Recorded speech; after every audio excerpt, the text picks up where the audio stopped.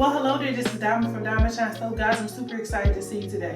Today in the studio, we are going to make a spring candle, but before we get all the way into that candle, I want you to go ahead and hit the like button. I want you to go ahead and subscribe to the channel because, honey, you do not want to miss, and you definitely don't need to miss our weekly free soap videos, okay? And if you have missed any of the videos, go ahead and catch up.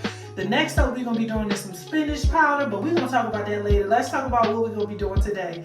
So today we're going to be doing our first spring candle. Now, guys, you know I love spring. Out of all of the seasons of the year, holidays, whatever, spring is always my favorite. It's nothing like bunny hopping, flowers, oh my God, fresh scents, spring cleaning, all of that kind of stuff. I just love them. Spring cleaning, wax melts. Oh my God, I just can go on and on about the spring. So that is what we're going to be doing today. We're going to be doing our first spring candle of the year. Now we're going to be using a status jar. If you guys don't know what a status jar is, you have not been on my channel long enough, okay? A status jar is something you can get locally and you don't have to pay for shipping. These are sold at Dollar Tree. We've been using these for quite some time. A lot of people have a hard time wicking them, but we have wicked these perfectly. We get the best scent throw. You can go on to the Patreon. Listen, go and click on the link in the description box. Go to the Patreon. The Patreon, you're going to find the whole candle recipe. You're going to find the wick size. You can get started with your business, okay? So if you want to make candles, wax melts, any body care products that you see on the channel, you need to learn how to do it. You need the recipe. You can head on over there to the Patreon and you will have recipes that really work. You will not be wasting your time nor your money. All right, now let's talk about what we're going to be doing today. So today we're going to wick this status jar. Also, listen, if you cannot find these status jars locally, you can also shop online at candlescience.com. They do sell them there. The thing about Candle Science is you're going to pay a little bit of shipping that you probably wouldn't like, but if you go to Dollar Tree website, they should have them on there. You can get them, and you can get them shipped to your local store, and the shipping will be free. So if I was you, I would try my best to seek out Dollar Tree as a resource instead of Candle Science. All right. Lemon is my favorite when it comes down to cleaning, okay? I love lemon scents. I love Gain. I love Snuggle. I just love fresh scents. I love clean linen, Luxe linen, all that kind of stuff. This is the time of year when you bring those scents out. Customers look for those scents. They are on the prowl for those scents. Those are the scents that is sold at your local Target right now. If you go to Family Dollar, they have restocked all of those scents, okay? So when spring come around, this is what you see on the shelf, and this is what people are coming to the markets and they are expected to buy. So we're going to be doing this one this year, dessert candle style. We can do it just regular, but I've noticed that the dessert candles sell a little bit more than a regular style candle. And I think just because of the uniqueness, and it's just kind of like a piece of art, people are just like leaning more towards the dessert candles. I deal with a whole lot of candle makers every single day, and one thing I can tell you guys is I talk to them about their experiences at the market. I even watch their posts. I look at their experiences. I watch their videos, and I really observe, and I see that a lot of people that selling like regular straight pour candles, trying to sell these candles $25, $30, they are literally leaving the markets and listen, they are taking the candles home.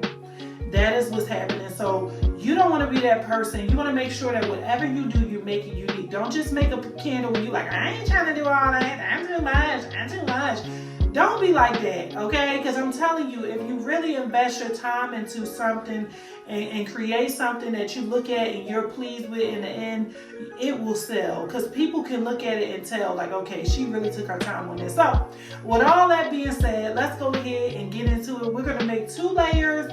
We're going to whip this. We're going to use 2 colors on the top. We're going to use some embeds, parasol wax. Yeah, so let's just get into it. All right. First things first, put some hot glue at the bottom of your wick and stick it on into the jar. Go ahead and for your first layer, you'll use 2 drops of tan to about 4 ounces or 5 ounces of wax. Tan liquid dye, but I'll definitely link that to the Patreon. So this is what it should look like when it's finished and it is solidified. Allow it to sit for at least an hour so that those layers won't, go into the other. Next thing you want to do is get you 2 different containers, put you some white whip wax in it, and also color the other one yellow. Okay, and I think I probably used about 3 ounces of wax, and I used maybe 2 drops of yellow liquid dye. Take a hand mixer, fluff it up, and this will help you to get rid of any clumps or lumps that can hinder your piping when you put it into the piping bag. Okay, and these are going to be the embeds that I am using. They are lemon bundt cake, and I made them yesterday as wax melts, but today I'm going to use them as embeds. So I'm going to start putting this whipped wax into my piping bag, and I'm putting on my left side white, on my right side yellow, and that way it will come out with both colors. Now guys, if you have not joined the Patreon, it is the perfect time to do so. We have so many different candle making recipes. Oh my God, it is hundreds of them. I really mean it. Wax melt recipes. You will get the strongest scent throw. You don't want to just make a candle. You want to make a candle that you can actually smell. So if you click the link in the description box, head on over to the Patreon, become a member. You have access to your whole life. Seriously. Now what I'm doing is I'm pretty much just going around in a circular motion, and I am starting to pipe. If you are not the most perfect piper, I don't even know how to say this. I don't know the correct word to say. If you are not the most perfect piper, it does not matter, because we are going to smash it down when we put the embeds on it. So even if it's not perfect, it still will probably look good. And as you guys can see, I'm just really wrapping this around the wick. I really like to keep the wax close to the wick because it just kind of eliminates the air, okay?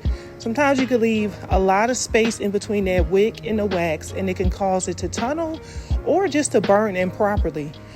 So the best way to do it is to continue to wrap that wax around the wick.